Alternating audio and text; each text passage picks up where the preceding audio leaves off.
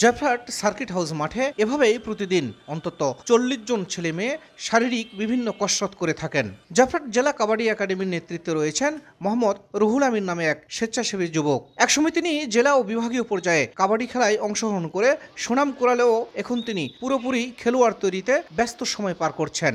সপ্তাহে ২ দিন সকালে এবং ৫ দিন বিকেলে সার্কিট হাউস মাঠে জেলা সদর সহ পাঁচবিবি ও আক্কেলপুর উপজেলার বিভিন্ন স্কুল কলেজ ও গ্রাম থেকে আসা শিক্ষার্থীদের তিনি প্রশিক্ষণ দিয়ে থাকেন। আমরা প্রতিনিয়ত সার্কিট হাউস মাঠে কাবাডি খেলার আগে সকাল থেকে আমরা বিভিন্ন ধরনের ওয়ার্ম আপ করে থাকি।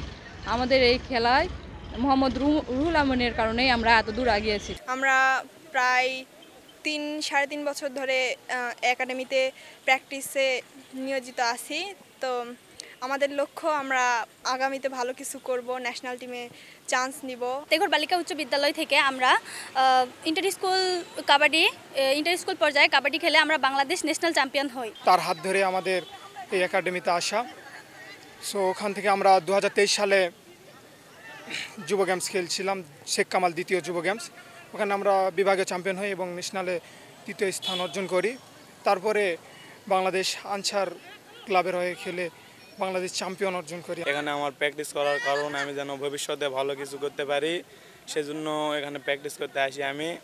আর আমাদের লক্ষ্য হচ্ছে ন্যাশনাল পর্যায়ে খেলা এবং আমাদের জয়পুরহাট জেলার মুখ উজ্জ্বল করা আমার লক্ষ্য।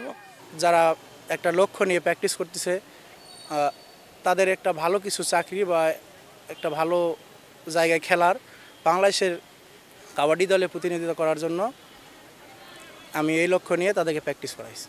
আমি এই একাডেমিতে কোনো খেলোয়াড়দেরই পারিশ্রমিক নেই, বিনা স্বার্থে তাদেরকে আমি প্র্যাকটিস করাই।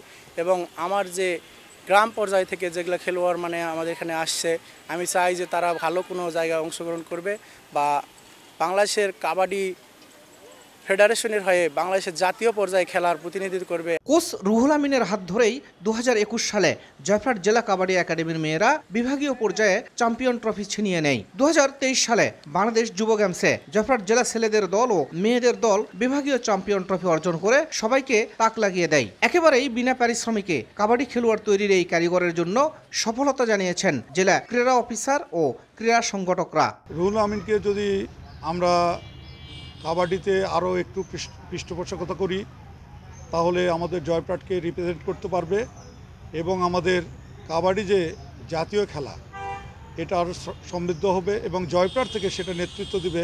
জেলা পর্যায়ে এবং তৃণমূল পর্যায়ে কাবাডির উত্তরণে এরকম সংগঠন আমি খুবই কম দেখেছি। তার নেতৃত্বে এবং তার সহযোগিতায় প্রতিনিয়ত অনেক ছেলে মেয়ে তারা দৈনিক সেখানে এসে অনুশীলন করেন এবং তারা জাতীয় পর্যায়ে, বিভাগীয় পর্যায়ে, জেলা পর্যায়ে অনেক ভালো ভালো টুর্নামেন্ট খেলেছে, অনেক ভালো খেলা উপহার দিয়েছে। ভবিষ্যতে এই ছেলেমেয়েরা আরও ভালো ফলাফল করবে। মোহাম্মদ রুহুল আমিন বর্তমানে কোচের দায়িত্ব পালন করছেন।